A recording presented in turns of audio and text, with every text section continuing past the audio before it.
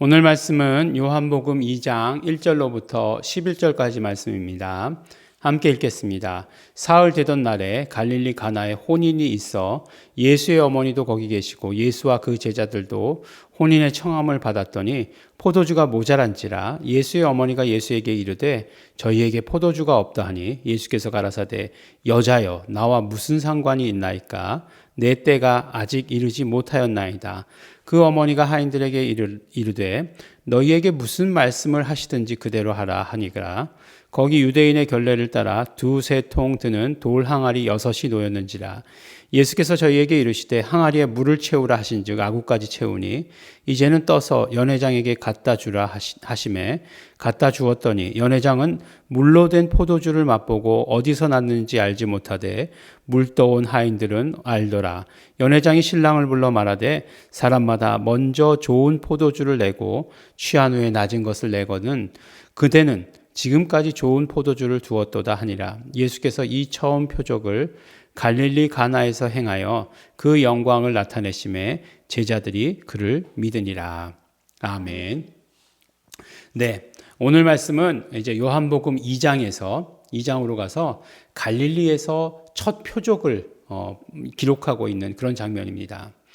이거는 어떤 이야기도 아니고, 그러니까 우리가 주일의 말씀 가운데 누가복음을 통해서 예수님의 비유를 듣잖아요. 그러니까 비유도 아니고 이거는 실제로 일어난 사건의 기록이에요.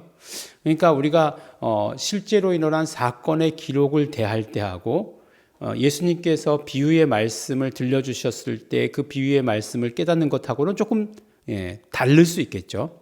어떤 면으로 얘기하면 달라야 된다라고 하는 게 맞을 수도 있겠죠. 이건 사실 목격인데 이 사실에 대해서 뭔가 이렇게 알레고리적으로 해석한다고 얘기하죠. 이건 뭘 상징하는 거다. 이건 뭘 상징하는 거다. 이렇게 얘기한다라고 하면 조금 그게 맞나? 라는 생각이 들 때도 있어요. 이건 이야기가 아니에요. 이야기가 아니라 예수님께서 직접 행하신 것을 기록한 거예요.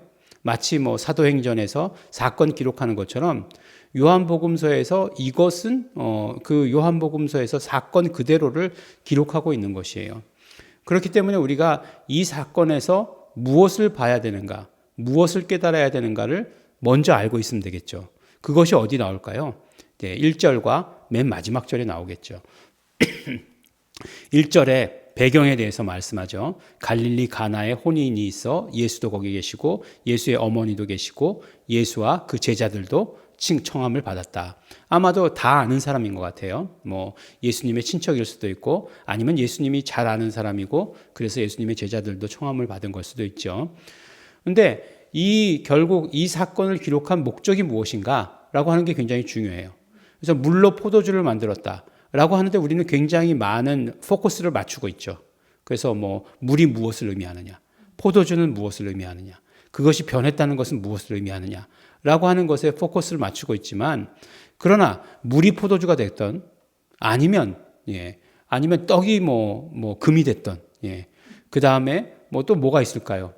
우리 옛날에 보니까 무슨 어떤 집회에 가니까 이빨이 이렇게 금리빨로 바뀌는 그런 것들에 대해서 굉장히 그거 한 그런 모임이 있었어요. 그래서 이제 그런 거 그렇다 할지라도 이빨이 금리빨로 바뀌고 첫 이적이라고 했지만 혹시 그럴 수도 있는 건 아니겠어요? 그렇다 할지라도 그게 중요한가? 우리는 사실은 그거에 굉장히 포커스를 맞추거든요. 물이 포도주가 됐대. 그것도 어떤 포도주? 좋은 포도주가 됐대. 그래서 연회장이 이 신랑을 불러다 칭찬까지 했어.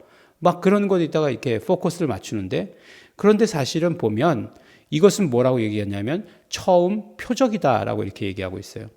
표적이란 말은 헬라어로 세메이온이다라고 이렇게 얘기하고 있는데 세메이온이라고 하는 것은 무엇이냐면 예수가 하나님이심을 드러내기 위해 하는 놀라운 행동들 이렇게 말하고 있어요. 그러니까 어떤 면으로 이야기하면 표적이었다라고 하는 것이 그 표적의 내용, 각각의 내용이 무엇이었다라고 하는 것은 별로 중요하지 않은 거예요. 그래서 표적을 갈릴리에서 행했더니 어떻게 했다고요? 그 영광을 나타내셨다라고 이렇게 얘기하고 있어요. 그러니까 결국 이 말씀은 무엇이냐? 요한복음 1장에서 계속해서 요한 그 침례자 요한이 증거했던 것은 하나님께서 바로 아니죠. 예수님께서 하나님이시다. 그리고 예수님께서 이 땅에 오신 목적, 이 땅에 오셔서 하신 일, 그러니까 예수 그리스도가 누구이신가라고 하는 것에 대해서 바로 예수님은 하나님이시며 또한 사역을 통해서 피 흘리심으로 말미암아 우리의 죄를 속량하신 분이시다. 대속하신 분이시다라고 하는 것을 이야기한 거죠. 그리고 나서 뭐라고 얘기합니까? 나다나엘의 입을 통해서 그분은 하나님이시고 그 다음에 또 뭐라고 얘기하고 있어요?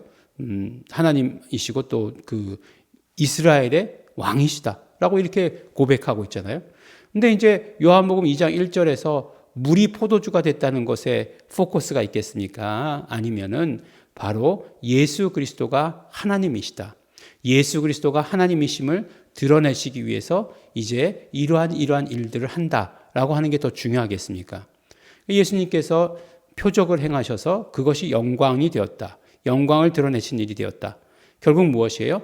예수 그리스도께서 하시는 그 일들을 통해서 예수님은 하나님이심을 드러내고 계신다라고 하는 것을 말씀해 주시는 거죠.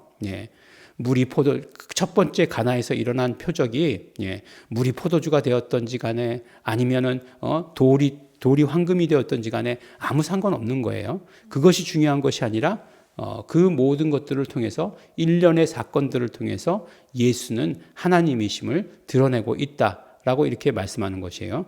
그러니까 그 결과 어떻게 되었어요? 제자들이 그를 믿으니라. 제자들이 예수님을 믿게 되었다라고 이렇게 말씀하시는 거죠. 그러니까 우리 주변에서 우리의 삶 가운데서 예수가 하나님이시기 때문에 이루어져야 되는 일들 다 각자 상황에서 다르겠죠. 포도주를 워낙 좋아하시는 분들은 물이 언제나 포도주가 되었으면 참 좋겠죠. 그렇죠? 그것도 좋은 포도주. 좋은 포도주는 비싸잖아요. 그죠? 예전에 진로 포도주가 있었어요. 거의 소주병에 담겨서 나왔었거든요. 제가 그걸 잘 아는 이유는 뭐냐면 주로 성찬식 할 때 그 포도주를 샀기 때문에 그렇죠. 아니 성찬식 할 때 제일 싼 포도주를 사? 어차피 포도주나 포도주스나 이렇게 생각하면서 제일 싼 걸 샀기 때문에 그렇죠. 근데 지금은 안 나오더라고요. 진로 포도주가. 그러니까 요새는 다들 이제 그런 싼 포도주는 안 먹는다는 거죠. 그 완전히 소주에 포도 음료 탄 것 같은 그런 건 안 먹는다는 거죠. 그래서 보니까 이렇게 이제 그 마트 같은 데서도 보면 포도주가 굉장히 많이 진열되어 있지 않습니까? 다양하더라고요. 가격대가. 근데 이제 늘 그렇듯이 처음에 싼 거 먹다가 그 다음에 입이 그런가요? 입이 그렇지 않더라고요. 입이라는 거는 점점 고급스러운 걸 찾아가더라고요. 그런 사람들에게 있어서 안 그래도 포도주 비싼데 연회장이 좋은 포도주라고 얘기했으니까 그거는 낮은 포도주가 아니라 비싼 거라는 거잖아요. 수도꼭지를 다 틀면 그거 나오면 얼마나 좋겠습니까? 무슨 얘기 하려다가 여기까지 왔는지 잘 모르겠는데 그런 것들이 사실은 오히려 더 중요한 거라기보다는 그러한 예수님이 함께 계신 증거들, 그러니까 물이 포도주가 되는 사람도 있을 것이고 또 어떤 사람에게 있어서는 정말 예수님이 하나님이셔서 하나님만이 하실 수 있다라고 생각되는 일들이 있잖아요. 우리의 삶 가운데. 우리 치료도 그렇죠. 치료도 하나님만이 하실 수 있는 거죠. 사실 우리가 의사를 의지한다, 약을 의지한다라고 얘기하지만 그건 어떤 면으로 이야기하면 보조 수단이에요. 결국 치료하시는 분은 하나님이세요. 제가 그래서 약을 사용하거나 의사를 만나거나 하는 데 대해서 부담이 없는 이유는 뭐냐면 결국 치료는 하나님이 하세요. 만약에 그렇지 않다면 약과 의사가 다 치료할 수 있다면 병이 없게요? 이 땅에? 그렇지 않습니다. 그럼 또 병든 사람은 또 하나님께서 치료하지 않으시냐? 그런 건 아니에요. 근데 궁극적으로 치료는 하나님이 하신다는 거예요. 그래서 내가 지금 치료가 필요하면 그렇죠. 하나님만이 하실 수 있는 거예요. 하나님만이 하실 수 있습니다. 그거를 믿음을 가지고 의지하고 그러면 어떻게 해요? 하나님께서 그 놀라운 신일로 하나님이심을 드러내신다는 거잖아요. 그게 표적이라는 거잖아요. 그래서 어떻게 영광을 나타내신다는 거잖아요. 그 결과 우리는 어떻게 돼요? 우리에게는 믿음이 더 생기는 거죠. 믿음이 더 좋아지는 거죠. 그래서 결국에는 우리가 어떻게 하면 더 믿음이 좋아질 수 있느냐? 예수님이 하나님이심을 우리 삶 가운데서 드러내시는 그 순간들에 예, 그때에 우리는 더 믿음이 좋아진다. 그렇겠죠, 당연히. 예, 믿음이라고 하는 것이 무엇이겠습니까? 예수님을 절대적으로 신뢰하고 예수님의 말씀에 절대적으로 순종하고 하는 것들, 뭐 그 모든 것들을 다 포함해서 믿음이라고 얘기하는 것 아니겠습니까? 네, 결국 우리 삶 가운데, 우리 모든 성도들의 삶 가운데 예수가 하나님이심을 드러내는, 예, 그것을 경험하시는, 그러므로 말미암아 입으로 고백하고 뿐만 아니라 우리의 믿음도 좋아지는, 예, 그런 우리 성도 여러분 되시길 바라겠고, 오늘 하루도 정말 하나님 아니시면 안 됩니다. 예, 우리 고백하시는 우리 성도 여러분 되시기를 예수 이름으로 축원합니다. 기도하겠습니다. 하나님 아버지 감사합니다. 예수가 하나님이심을 사건들을 통해서 드러내 주시는 것 감사하고 감사합니다. 우리 삶에서도 간절히 경험하기를 원합니다. 하나님만이 하실 수 있는 일들 너무나 많이 있습니다. 우리 이적, 표적, 신유 경험케 하여 주시옵소서. 하나님의 영광 드러내게 하여 주시옵소서. 우리의 믿음이 풍성하게 하여 주시옵소서. 감사드립니다. 예수님 이름으로 기도드렸습니다.